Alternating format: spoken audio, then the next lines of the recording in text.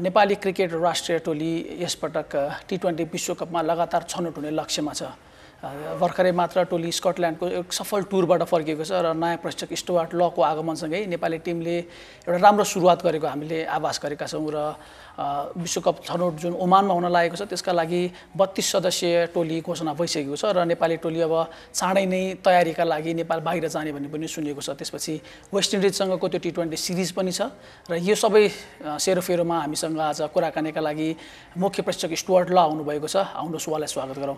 Coach, welcome to Nepal. Yeah, thank you very much, Subas, for having me. Yeah, thank you. Yeah, we're just back from Scotland. We had a bit of rest. Now we're returning for a training session for the T20 World Cup qualifiers. But I would to take you back to the Scotland series. A very successful series for what we achieved in the League 2, 3 out of 4 matches. Could have been 4 out of 4. But how do you take that? What are the takeaways that we brought from Scotland to Nepal?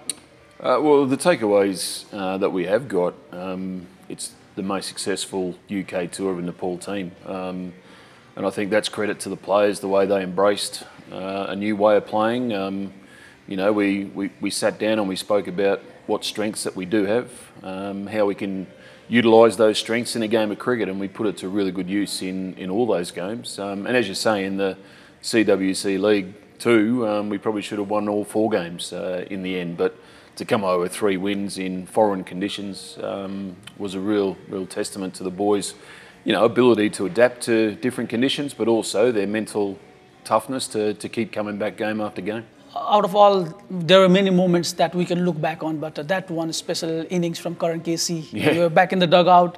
Can you explain the emotions? I know that it's hard to express in words, but can you explain how was it looking that innings from the dugout? Yeah, look, from the dugout, it probably wasn't going the way we planned, but my method is to remain calm, understand that if emotion does get the better of you in a group, that emotion can run into everybody, and if we are emotional, it tends to cloud the mind of the people out in the middle doing the job. So we stayed calm. When KC came in, we probably still needed over 100 runs to win, and I don't think he believed how many we had to chase as well. But the conditions were very good. The new ball was obviously difficult to bat against, but as the game wore on, the conditions were very good. And KC's got plenty of power, so they steadily chipped away. We just said we just need a partnership, just get a partnership going, and you just never know what can happen, and that's what happened.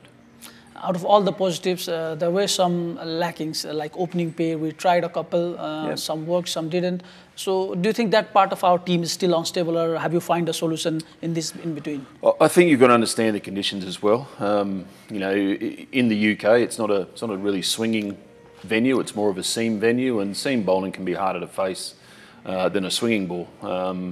And look, our boys, we got off to reasonable starts. Occasionally we're a bit under the pump up top, but more often than not, we got off to a good start, a comfortable start. Our goal was not to lose more than 2 wickets in the first 10 overs, and I think we achieved that on a number of occasions. So, the new ball's difficult to bat against, and as we saw as the innings progressed, it flattened out really well for the guys down below to capitalise. And I think the way that we adapted.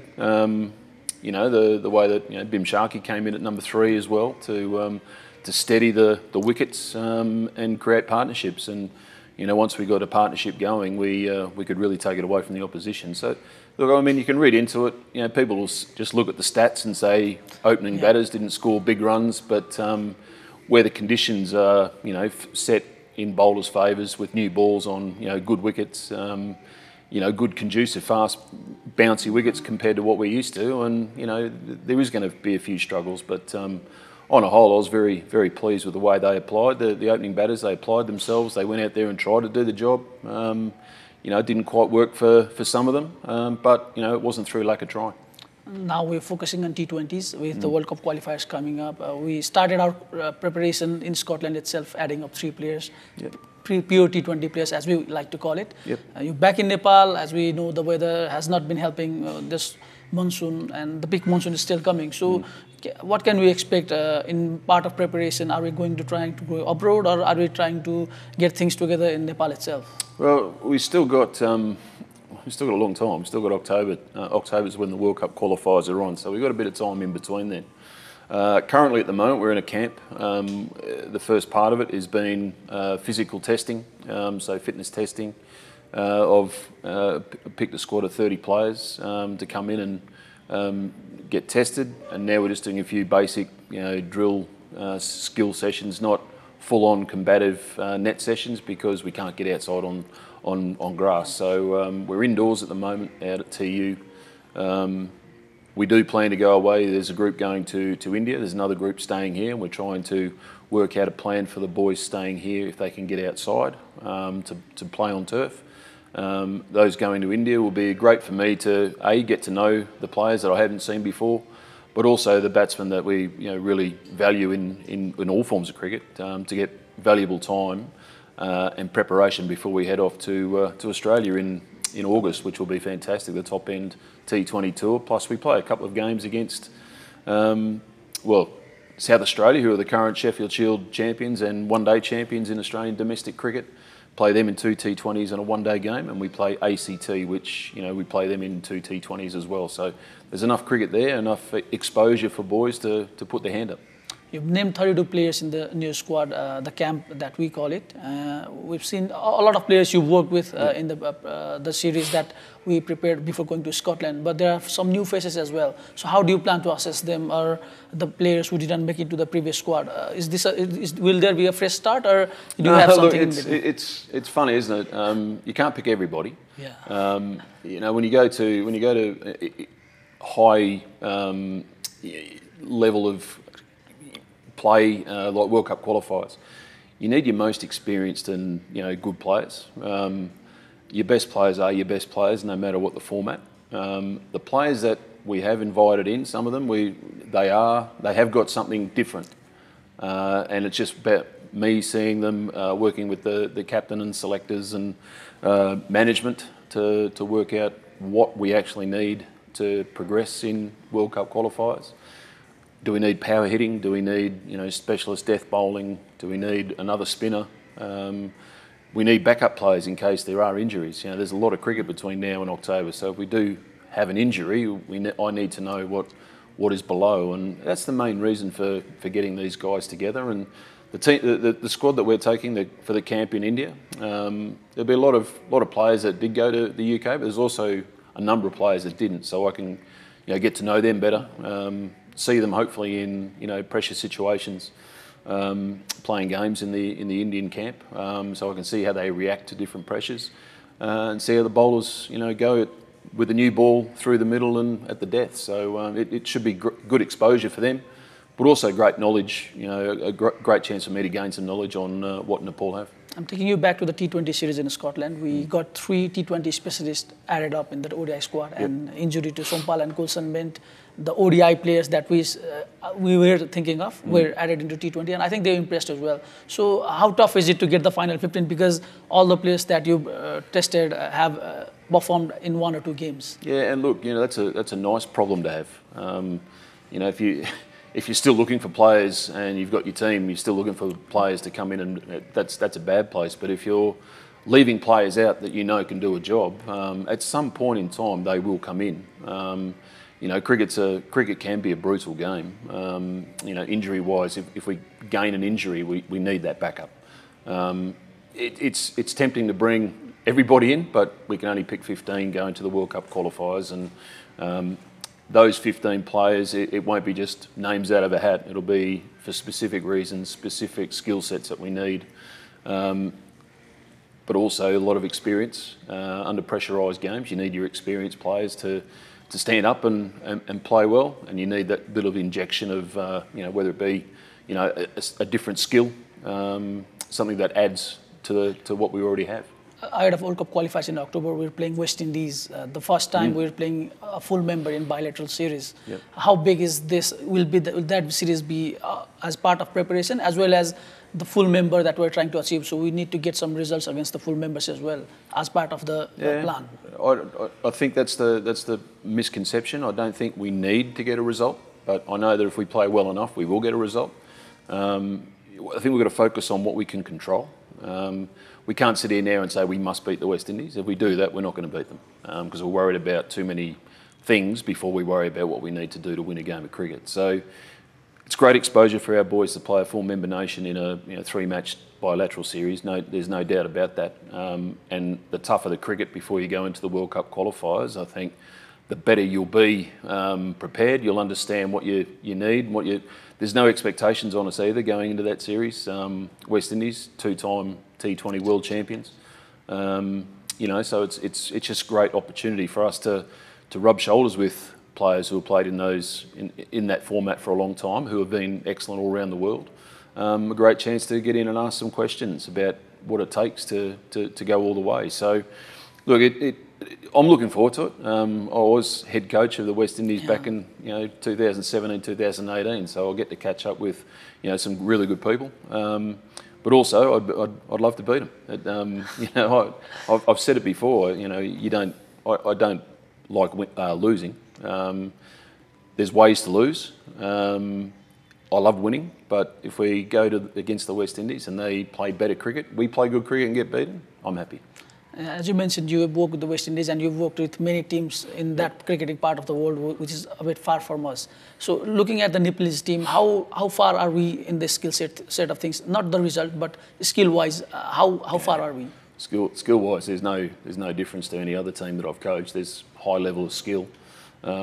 But skill only gets you so far. It's hard work, commitment, and your decision-making under pressure is what makes you the best you can be. And that's something that we probably need to keep focusing on and keep working on, decision-making under pressure. And it's been the same for a long time. Pressure makes you do weird things. If you succumb to the pressure, you'll make bad decisions.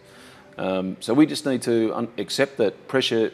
It's something that we should thrive in because you could be doing something else for your job. You could be out working, digging holes in a mine somewhere, and which is no disrespect to those guys, they do a great job. But we've got the privilege of playing cricket. So that pressure, that comes with the territory. We've got to absorb it. We've got to forget about results and worry about focusing on the next event, which is the ball coming down. And once we start doing that better with a clarity of mind, decision-making becomes a lot easier. So that's the difference I've seen. Some teams are better at doing that. Some days, that I saw with Nepal, we made great decisions under pressure. We just need to make sure that we have more of those days and bad days.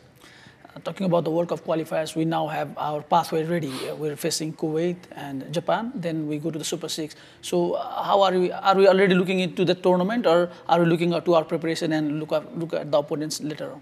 Yeah, no need to start looking at them now. We don't know their squad. That could change. If we pick a squad now to look at, it could change. So there's no point wasting mental energy on something that hasn't arrived yet. What we need to focus on though is how we're going about our cricket, how we want to play our cricket, and what we need to do to make sure that we're in the best shape possible going into that World Cup qualifier. And so right now our focus is on making sure that the players we have in our control, making sure that they are getting what they need, working hard but also resting up, because between now and the end of October, well, coming into November, we're busy. So we've got to make sure that we're doing enough work but also giving the players enough rest so that when we do play a competitive series or matches, that we're fresh mentally, fresh physically, so we can give it our all on the day.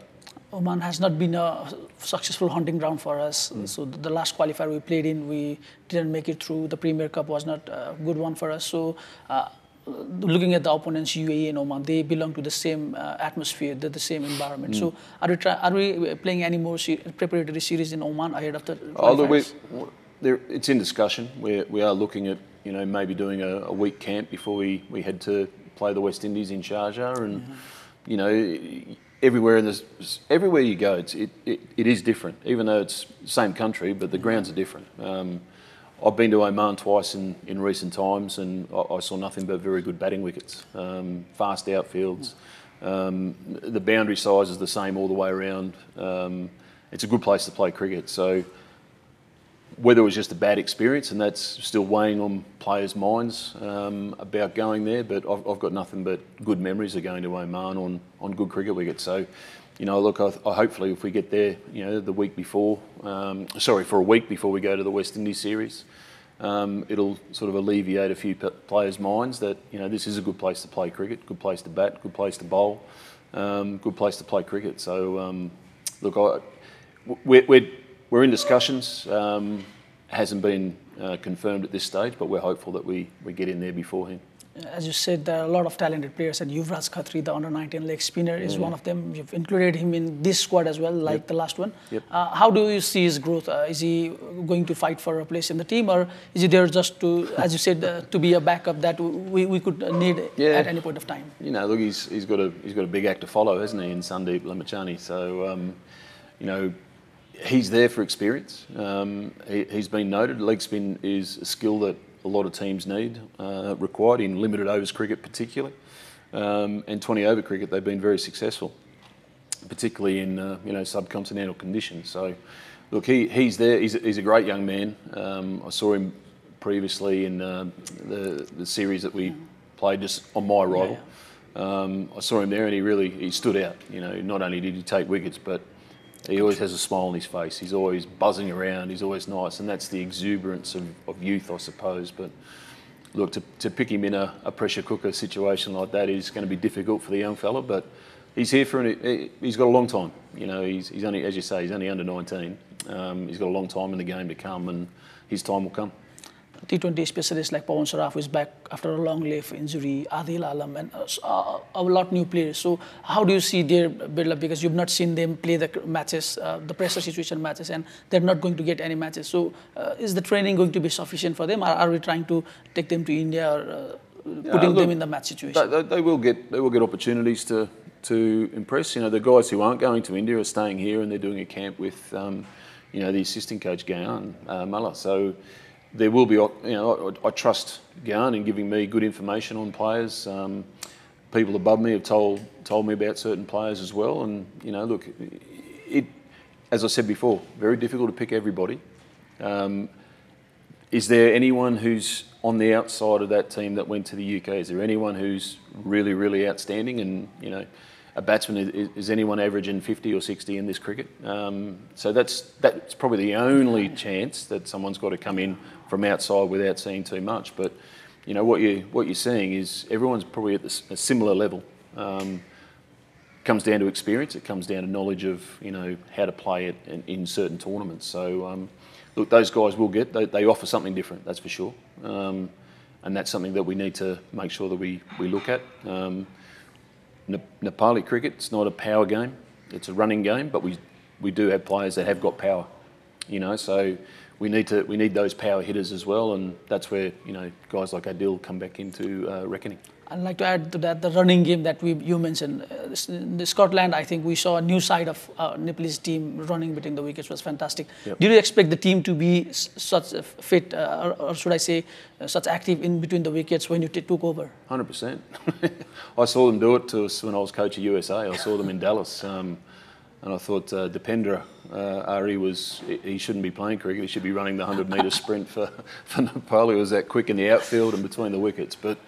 Once you sit inside the dressing room and you understand how they're built and how they move, you play to your strengths, and our strength is running. And talking to the coaches from Netherlands and Scotland, they said we don't know where to stand in the field. You hit it to us, you run two no matter what, and that's a good problem to have. And that's the way that we need to accept that if we can put other teams under pressure like that.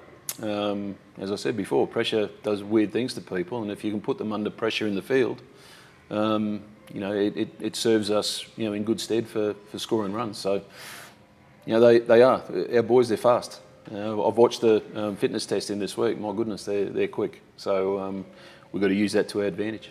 You just mentioned you've seen Nepal for the last few years more than previous one. From the player side of things, it seems you're happy. But from the management side of things, have they met your expectation, or have they exceeded expectation in any kind? The management? Yeah. Management have been fantastic with me. The selection process, I think, it's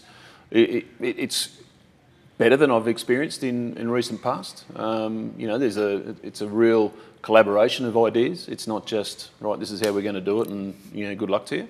There's a real opportunity to mould the team and to work the team the way you want to work it. So I can't ask for more. The board have been brilliant. The president drops in for a meeting every now and then when he's available. I know he's a very, very busy man, but he drops in for a conversation, and you know it's all positive, you know, which is great, you know, and it's easy to be positive when you've had a successful tour to the UK, but you know the positivity that comes down, it keeps going down. So the positivity from me to the support staff to the players. It's going to be evident, and that's going to make us, well, it's going to give us the best opportunity to play the best cricket we can. We're ending with the biggest thing in Nepali cricket, apart from the national team, the NPL. So we're going to have the second edition soon. How big is it for the Nepalese cricket in part of development and for you as part of player selection? No, awesome. You know, it's an opportunity. It's a real big shop window too now. The NPL around the world, I talked to players who played in it, and they said what a fantastic experience. Very well organised, very well run, and the cricket was exceptional. The number one thing that keeps coming mentioned to me is the crowd. You know, and now that the stadium is under construction, once that is fully done, it may not be for this edition, but for the next edition, maybe fully done, or you know, even more so. It's going to be fantastic. It's a real amphitheatre. It's a real bowl. The crowd sort of sits up on top of you. You know, and that just provides great entertainment, great theatre for players to go out and you know enjoy it. But it's a great, as I said before, it's a shop window. The players that aren't selected in you know the World Cup qualifiers, they then got an opportunity to show me. You know, okay, coach, you made a mistake not picking me, and this is why. And they go out and perform in that scenario against. There'll be some world-class players playing in it. So it's a real good opportunity for them to showcase their skills at a pretty high level. Your message to the fans? They've been backing the team all the way around. Even in Scotland, you saw a glimpse of it. We're yet to play in the TU ground, but we've seen, you might have seen in the social media as well. Any message to the fans at the end? Oh no, look, the fans, as I said before, when I saw Nepal play in the US, every game was a home game for Nepal. You know, they're fanatical, they're passionate. If things don't go our way, just be patient, okay? Be patient. I love your passion, but patience is the key, and, you know, things don't happen overnight. They take a while to settle in, but, you know, everywhere you go, I'm yet to experience it in this country, and I can't wait, because I know it'll be intimidating for the opposition team when they come here, and, you know, hopefully we can put on a good show that we keep attracting young people to come and watch the game, and hopefully those youngsters get better at cricket and want to play for the Nepal national team. Thank you, Coach. Thank you very much for your time. Thanks for having me. Thank you. Thank you.